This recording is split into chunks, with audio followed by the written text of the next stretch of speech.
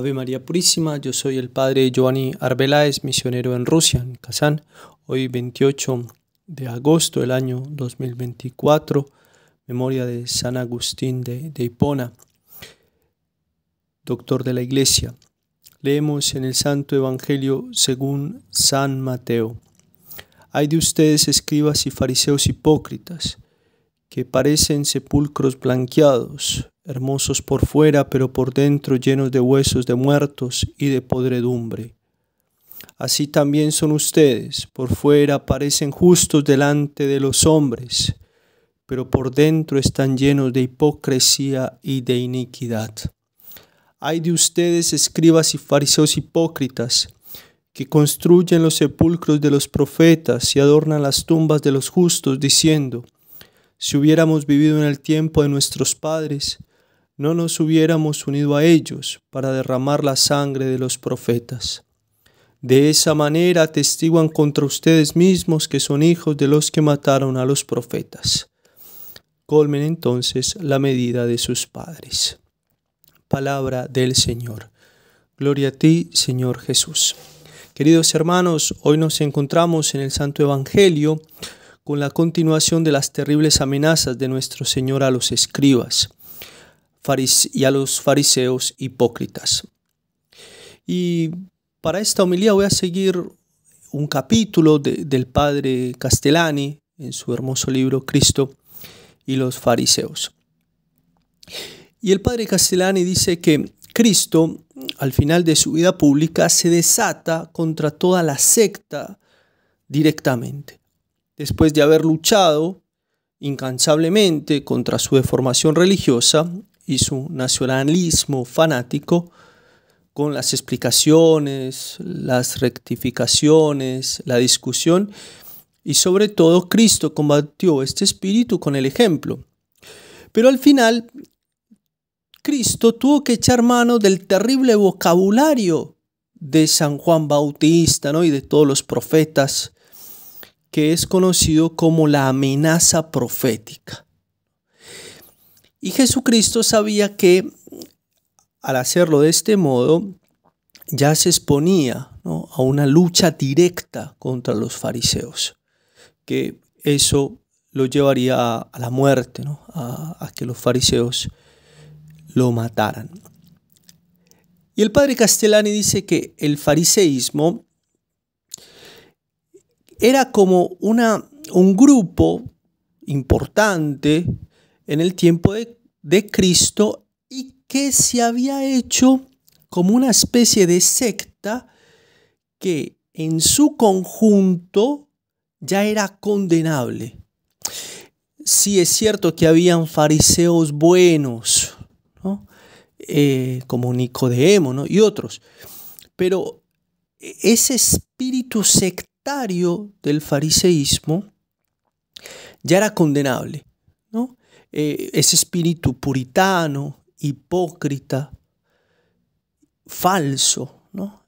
Y que además, como secta, ya se había formulado y hecho de algún modo constituciones, hecho reglas, hecho como ciertas máximas farisaicas que ya los fariseos tenían como norma de vida. El padre Castellani cita algunas, por ejemplo: la ley es más alta que el sacerdocio y la realeza, o el estudio de la Torá es más importante que la construcción del templo, o más validez práctica tienen las palabras de los escribas que las palabras de la Torá, etcétera, ¿no? En esta homilía quisiera tocar entonces, siguiendo al padre Castellani, un tema inquietante, y es cómo se puede llegar al fariseísmo, que aún hoy, después de 2000 años, sigue manteniendo su vigencia, incluso, lamentablemente, dentro de la mismísima Santa Iglesia de Dios. Porque la pregunta que surge es cómo de hombres observantes, celosos, dedicados al estudio de la Sagrada Escritura y muchos de ellos considerados buenos por todo su ambiente, puede salir este horror. El padre Castellani habla de la corrupción de lo mejor, que es lo peor, ¿no? Porque es la corrupción del sentimiento verdaderamente religioso. Entonces, ¿cómo llegar a ese horror?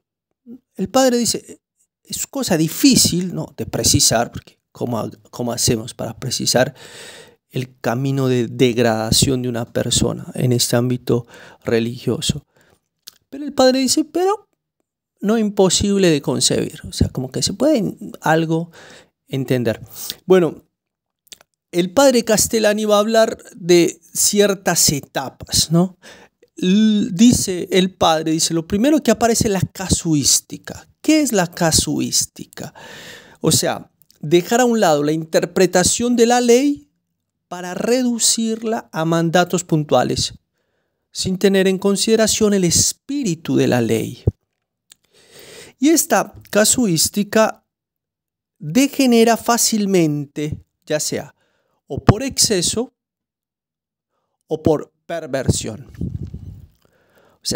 O se hace demasiado exuberante, que se quiere controlar todo, cortando así el sentido y el espíritu de la ley, se vacía por dentro y entonces, dice el padre, fácilmente entra dentro el demonio, que es el espíritu de las cosas vacías.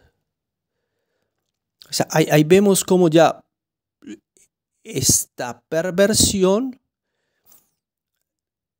esta casuística se degrada, se lleva a perder el sentido de la ley, el espíritu de la ley se vacía de su verdadero contenido y viene llenada por el espíritu del diablo, en definitiva. Y por eso es que es hipócrita, por eso es que es mentirosa, por eso es que es asesina, como lo dirá nuestro Señor Jesucristo. Y además, esos baúles vacíos llenos del espíritu del diablo se convierten en como en esa agua estancada, ¿no?, que empieza a germinar toda clase de bichos, de vicios y toda clase de corrupciones. La casuística farisea, el Talmud, el comentario de la ley, la tradición de los doctores, o sea, el Talmud, la ley, la tradición de los doctores, tenía algún fruto. O sea, ¿por qué? Porque de algún modo la Torá, la ley, incluso los comentarios, está unida a la enseñanza mosaica que fue transmitida directamente por Dios. Pero este espíritu farisaico, llevado por esta casuística, crece tanto que pudre ese fruto. O sea, lo pudre. Ese fruto que podría haber sido producido por la ley mosaica. Y es por eso que incluso los frutos de la ley mosaica y de la Torá se convierten, como lo acusa nuestro Señor Jesucristo, en mandatos de hombres. O que legislan acerca de pequeñeces e interminablemente sobre, por ejemplo, el descanso del sábado, el pago de los diezmos, la pureza ritual.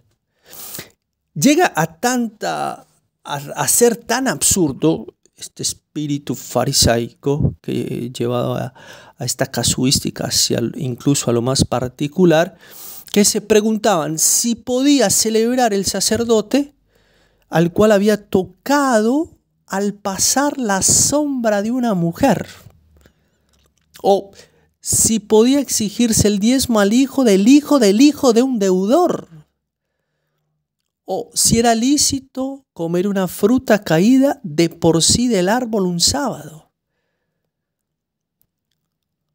O sea, se llega a la desgracia de ¿qué?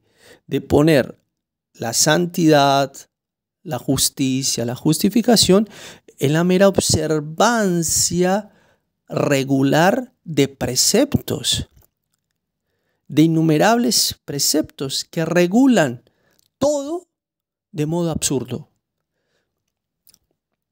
O sea, que si yo cumplo con todos esos preceptos, soy santo, soy justificado por Dios. Bueno, después de esta primera degradación, que es esta casuística, se pasa a la segunda, era el padre Castellani, que es la autocomplacencia. O sea, la autocomplacencia en su posición. Como ellos abandonan la recta interpretación de la ley, ahora creen que la única interpretación es la que ellos dan. Pero a su vez, esto lo lleva a buscar una defensa en las estructuras sociales. Y como en el Israel de la época de Jesús la religión era humillada en ellos, es por eso que la concepción de ellos es que esperaban un Mesías poderoso que iba a vengar las humillaciones sufridas por los judíos. Es por eso que ellos esperaban un Mesías que liberase al pueblo de Israel de las manos de los paganos, ¿no? De los romanos, los griegos, y que les impusiera, el Mesías les impusiera a los paganos el yugo del poder judaico sobre estos pueblos. Es por eso que ese Mesías tendría que ser, según la concepción farisaica, tendría que ser un Mesías político. O sea, aquel que con las armas y el poder iba a derrotar al invasor. Y acá dice el padre Castellani, dice, acá hay una mezcla entre la política y la religión. Y dice el padre, cuando la política está dentro de la religión, se produce una corrupción extraña. En estas condiciones el poder se vuelve temible porque puede obligar en conciencia. Es así, bajo juramento religioso, obligó Caifás a Cristo a proferir lo que Caifás considera una blasfemia, que le costó la vida a nuestro Señor.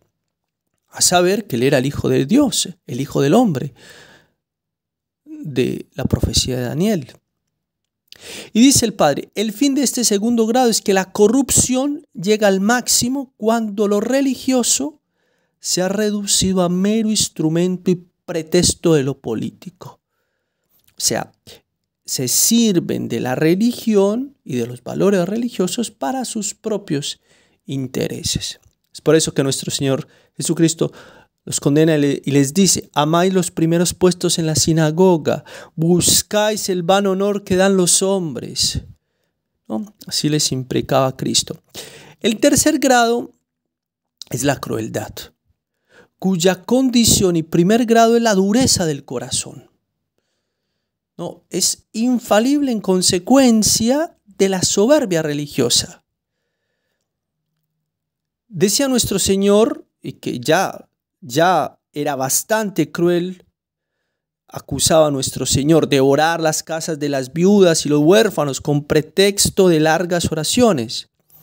Pero la crueldad de los fariseos, que hizo su ostentación en la pasión de Cristo, se ejercitaba habitualmente en desterrar y matar a sus enemigos, casi siempre por medio de intrigas solapadas.